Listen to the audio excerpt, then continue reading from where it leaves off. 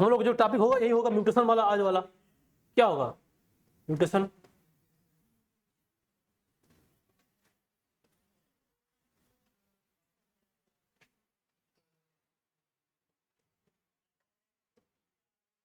चलो देखो म्यूटेशन।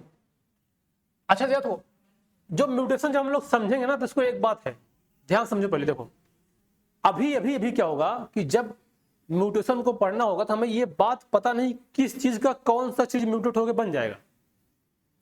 और जानते हो जब म्यूटेशन होता है तो म्यूटेशन के लिए एक न एक कोई ना कोई म्यूटाजन होता है। म्यूटाजन का मतलब ये होता है जिसकी वजह से म्यूटेशन हुआ है। बात समझे ना? जैसे तुम लोग कभी एक्सरे रूम में जाओ, जहां एक्सरे होता है वहां पे लिखा रहता है ना डेंजर, उसके अंदर जाना मना है। तो जो एक्स की रे है, जो एक्स रे है, उस रे अगर कहीं बॉडी पे पड़ेगा तो हो सकता है कि उससे आपके बॉडी के अंदर म्यूटेट हो जाए क्या? जीन। और जब जीन म्यूटेट होगा तो अगली पीढ़ी में चला जाएगा, और जो पीढ़ी आएगी वो ऐसे ही पैदा होगी। बस समझे ना? तो जो वो डालेगा वो क्या है? म्यूटाजन। और जब कहीं पोल्यूशन देखो कंटिन्यू बढ़ता जा रहा है, बढ़ता जाए, पोल्यूशन इतना ज्यादा बढ़ जाएगा तो वो पोल्यूशन हमारे जीन को म्यूटेट कर देगा। अगर जीन म्यूटेट हुआ तो आप सोचो, अगर जीन म्यूटेट हो गया तो जो कुछ उससे बनेगा सब कुछ म्यूटेट होके बनेगा। जैसे हम बोलेंगे हर काम करने के लिए, बॉडी के हर प्रोसेस के लिए एक ना एक जीन रिस्पॉन्सिबल होता है। बस समझ लो ना?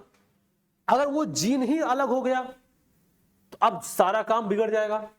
जैसे देखो एग्जांपल देखो, ये म्यूटेशन मतलब जैसे मान लो हमने कहा था ना ये जो बना, मान लो ये जाइगोट बना दिए। क्या बना दिए?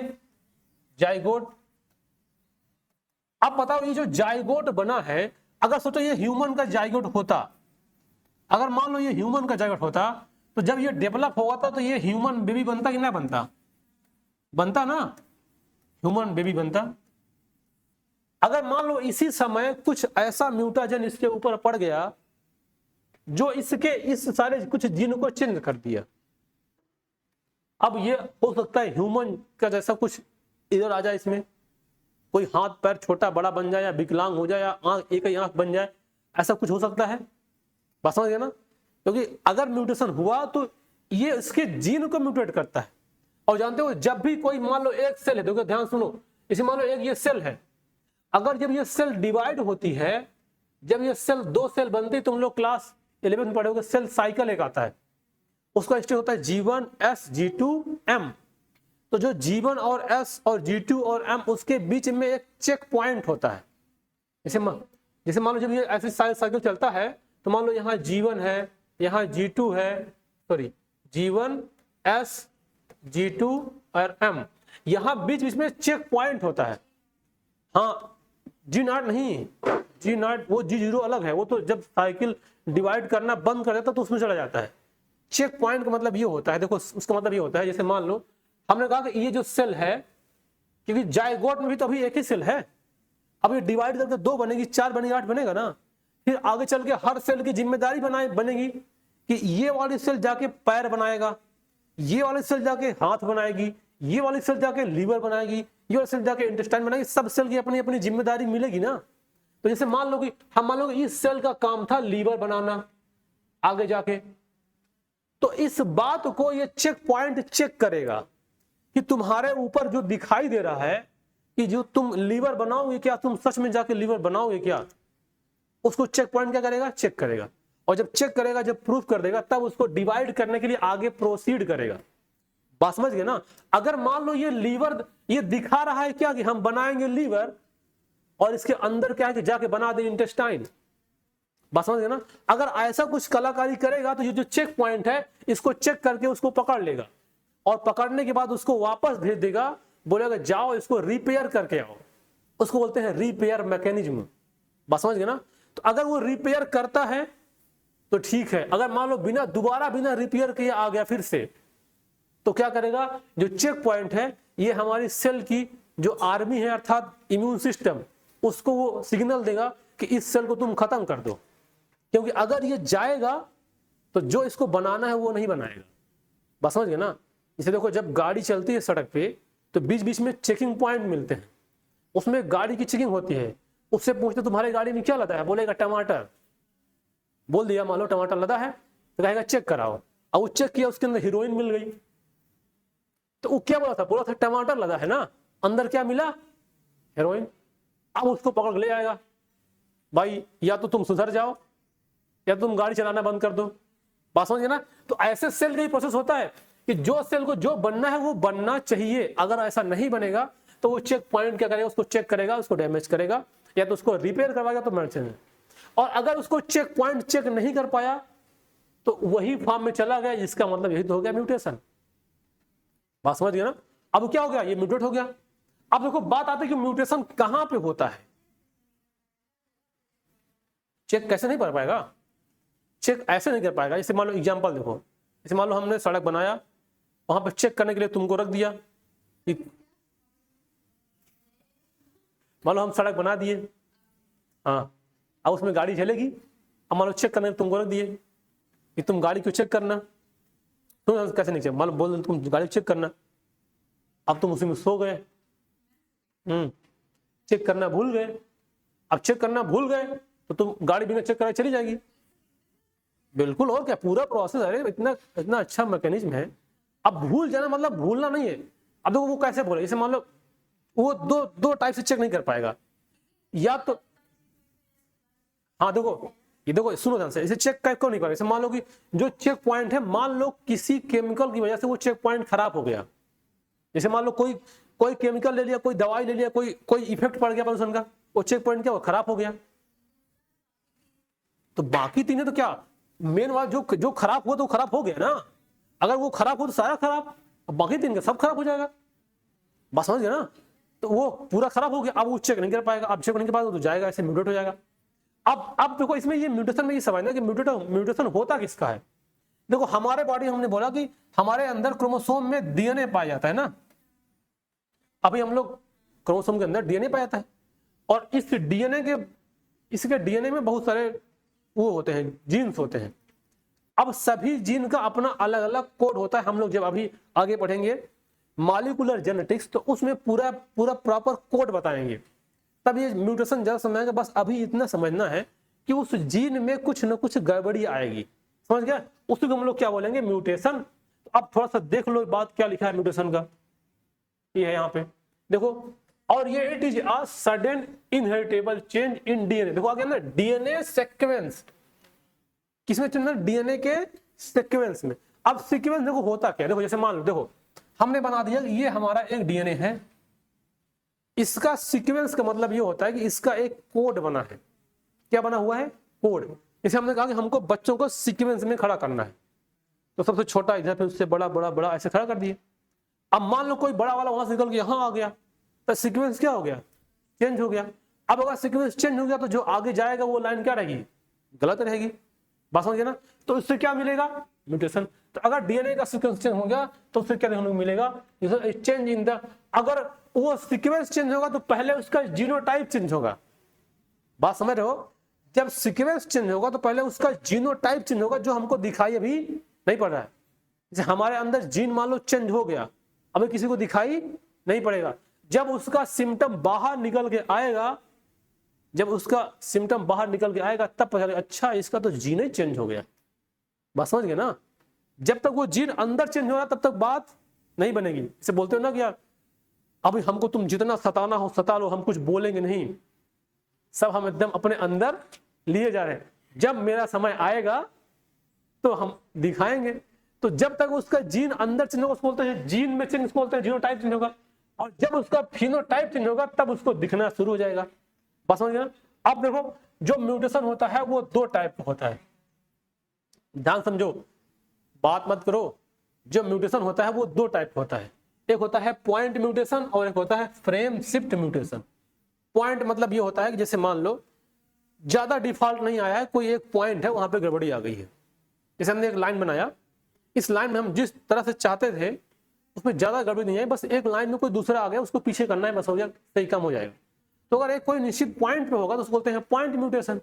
अब पूरा लाइन ही गड़बड़ है, समझ गए, तो उसको क्या बोलेंगे, पूरा फ्रेम ही गड़बड़ है, तो उसको क्या बोलेंगे, फ्रेम शिफ्ट म्यूटेशन। इसको दूसरा एग्जांपल देखो, मान लो यहाँ जो बच्चे पढ़ने आए, मान लो बायोलॉजी वाले बच्चे पढ़ रहे हैं, हाँ डीएनए सीक्वेंस होता है, सब कुछ होगा डीएनए सीक्वेंस में। बस समझ गए ना। जैसे मान लो यहाँ क्लास किसी चली बायोलॉजी की, अब मान लो एक आध मैथ का बैठ जाए तो उसको हम बोलेंगे यार एक आध बैठा तुम निकल जाओ बाहर, हाँ बिल्कुल। अब मान लो ये सारे मैच किया जाए तो पूरी क्लास डिस्टर्ब हो गई है, अब तो सबको भगाना पड़ेगा बाहर, पूरी क्लास भागो, बस समझे ना। तो अगर मान लो जो सेकंड से मान लो यहाँ गड़बड़ी है तो इसको निकाल दिए, ये क्या है पॉइंट म्यूटेशन। और अगर पूरा फ्रेम ही गड़बड़ है तो क्या कहलाएगा फ्रेम शिफ्ट म्यूटेशन। अब देखो जैसे मान लो ये देखो mutation due to the change, mutation due to the change of the change मतलब उससे अंदर कुछ ना कुछ निकल जाए substitution in a single base pair, मतलब एक सिंगल बेस पेयर होगा उसको आप डीएनए क्या बोलते हैं पॉइंट म्यूटेशन। और ये होता है सिकिल सेल एनीमिया नाम की एक बीमारी होती है, सुने हो। जो आरबीसी का साइज है वो ऐसे सर्कल ना हो के हसिया, हसिया समझते हो, हसिया, हसिया मतलब सिकिल, हसिया ऐसे को अंग्रेजी में सिकिल बोलते हैं, हसिया कुछ ऐसी होती है, देखो ऐसी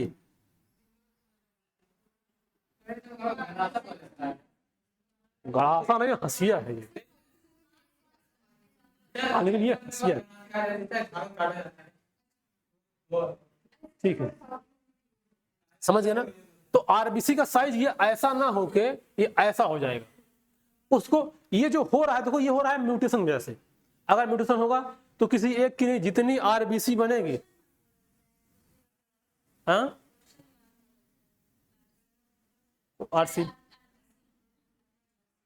आरसीबी जीत क्या गई, मतलब भूत सवार हो गए। अब इसी क्या तो क्वेश्चन मार्क, हाँ हाँ क्वेश्चन मार्क वही तो लगभग ऐसे दिखा जा रहा है, इसको पलट दो, इसको ऐसे पलट दो तो ये क्वेश्चन मार्क कैसे होता है, ऐसे तो होता है ना, इसको पलट दो ऐसे तो जाएगा।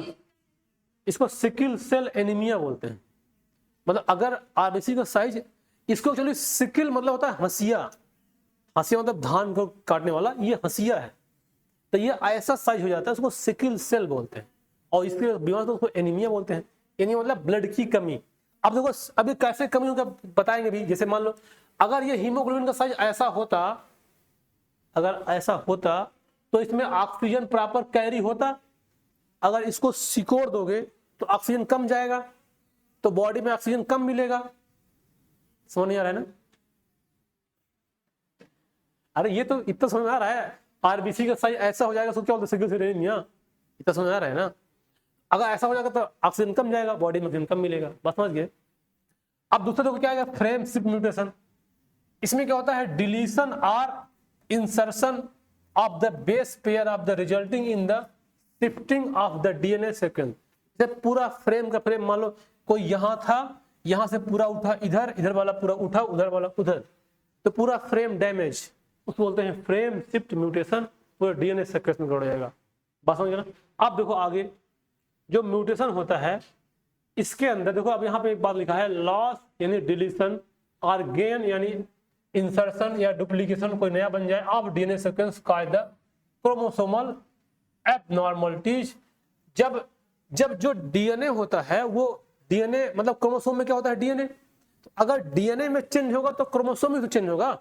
यही बात तो वहां पे क्रोमोसोमल थियरी ऑफ एंसेंस में पढ़ाए थे। अगर जीन चेंज होगा तो क्रोमोसोम भी चेंज होगा, जैसे जैसे क्रोमोसोम चेंज होगा वैसे वैसे उसका जीन भी चेंज होगा, तो उसमें देखने को मिलता है। अब chromosomal aberration are seen in the cancer cell. देख रहे हो जो कैंसर होता है उसमें वो प्रकार का म्यूटेशन ही है, जो कैंसर होता है वो भी प्रकार का म्यूटेशन ही है। म्यूटेशन का ट्रीटमेंट करना बहुत मुश्किल है, बस समझिए ना। कोई ऐसी बीमारी है अगर जीन म्यूटेट हो गया अब उसको बदलना बहुत मुश्किल है। देखो क्यों बदलना मुश्किल है, देखो मान लो कि यहाँ पे उसका जीन है, जैसे मान लो जो सेल बनती है उसका यहाँ पे जीन है, ये जीन से जो बनी सेल क्या बनी, लीवर की सेल बनी, मान लो, समझिए ध्यान से, मान लो क्या बना, बन गया लीवर का सेल। मान लो ये जीन म्यूटेट हो गई तो अब जो सेल बनाई कुछ दूसरी बनाने लग जाएगी, तो लीवर तो बनेगा ही नहीं, कुछ क्या बन जाएगा, दूसरा वाला बन जाएगा। जब कुछ दूसरा बनेगा तो अब इस जीन में गड़बड़ी है। मान लो हम जो सेल अभी बनी, मान लो हम इसको दवाई देकर ठीक कर दिए, लेकिन कल फिर दूसरी बन जाएगी, इसको तो ठीक कर नहीं पाएंगे, बस समझ गए ना। अब ये इसको तो ठीक जो बन रहा है मान लो उसको हम हटाते जाए, कितने को हटाओगे। जब यही बोलते हैं जब तुम्हारा जीन ही खराब हो गया, जब बोलते हैं उसको जीन ही खराब हो गया तो बीमारी को ठीक करना फिर बहुत बहुत मुश्किल हो जाता है, बस समझ गए ना। तो ये होता है। अब ये कैंसर में वही देखने को मिलता है क्रोमोसोमल। अब देखो अब जिस एजेंट की वजह से म्यूटेशन होता है, जैसे हमने बोला कि मान लो उसमें एक्सरे डाल दो या कोई जो और पॉल्यूटेड रे है उसको डाल दो, एक्सरे गामा रे सब सुने हो तुम लोग ना, बीटा रे सब होती है, उसको डाल दो, तो जो उसकी वजह से होता है उसको बोलते हैं म्यूटाजेंस। और ये म्यूटाजेंस दो टाइप होता है फिजिकल म्यूटाजेंस और एक होता है केमिकल म्यूटाजेंस। फिजिकल मतलब क्या, UV radiation, alpha beta gamma और एक्सरे, ये सब उसका फिजिकल म्यूटाजन है। इसे मतलब क्या है, इसे जब कभी एक्सरे होता है ना, तो जो एक्सरे होता है, जो रिप्रोडक्टिव पार्ट होता है, उस पर एक्सरे नहीं किया जाता, क्योंकि वहां से जो सेल बन रही है जर्मिनल सेल, अगर उसमें म्यूटेशन हो गया तो इसकी आने वाली पीढ़ी म्यूटेट हो जाएगी। जैसे तुम लोग सुनोगे जापान में एक बार वो हिरोशिमा नागासाकी में एक बम गिराया गया था, परमाणु बम, तो जो उससे वहां के लोगों का जीन म्यूटेट हो गया। अब जीन म्यूटेट हो गया तो अब देखो अभी वहां पे लंगड़े लूले बच्चे पैदा होते हैं, और क्या, उसका मतलब क्या है कि उसके जीन पूरा म्यूटेट हो गया। अब वो जीन जहां तक म्यूटेट हुआ, सोचो कितना दिन लगेगा उसको सुधरने में। हाँ अभी तक चल रहा है, मतलब कितना खतरनाक होता है वो, समझ गए ना। अच्छा तुम लोग एक जो मूवी दिखाने वाले थे, वो तुम लोग मूवी देखे हो, वो भोपाल गैस त्रसदी भी बनी है, भोपाल गैस त्रसदी, उसका नाम है समथिंग रेलवे स्टेशन, उसका भी बना है नहीं सुने हो ना, सुन रहे हो ना, तब दिखाएंगे। हाँ आज नहीं दिखाएंगे, हाँ मतलब उसी को दिखाएंगे, ठीक है। वो मूवी बहुत अच्छी है, तुम लोग मतलब वो साइंटिफिक भी समझने लायक भी है, उसमें पूरा ये सब बताया गया है, रेडिएशन कैसे फैलता है।